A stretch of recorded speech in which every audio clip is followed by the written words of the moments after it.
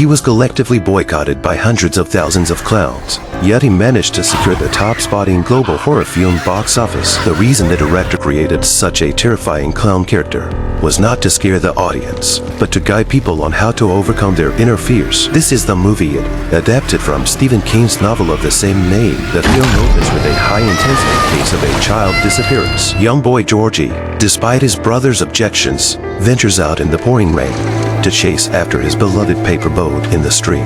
But the boat accidentally falls into the sewer.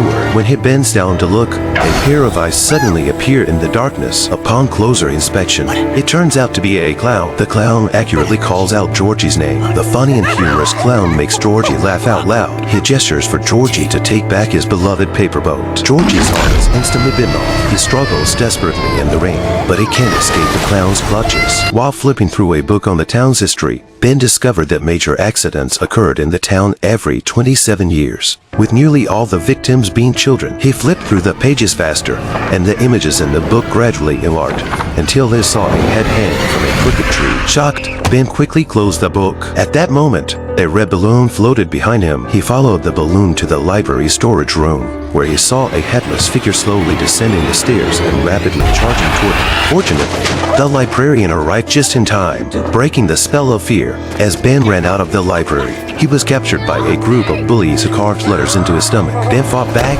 rolling down a hill in the process, but the bullies were not about to let him go. Ben continued to flee and happened to encounter Bill and his friends, who were searching for Bill's brother. When the bullies' henchmen arrived, Ben and his group had already disappeared. One of the henchmen ventured into the dark sewer to look for Ben, only to witness a terrifying scene. Terrified, he fled, stumbling and crawling, but ultimately, he was not lucky enough to escape and met his demise at the hands of the clown. In the following months, the clown frequently appeared in the town, and the children encountered various bizarre incidents. Mike, while helping his uncle with deliveries, saw numerous hands reaching out from a wooden door behind him, identical to the scene during the fire that killed his parents. Just as the door opened, the clown was behind the curtain, waving at him. Luckily, a bully drove by, snapping Mike out of his daze. A boy picking up dropped pills from the ground suddenly touched a withered hand. When he looked up, he saw a grotesque face that terrified him, making him retreat in fear. Addie, cornered, saw a leopard transform into a clown holding a balloon. The balloon slowly rose,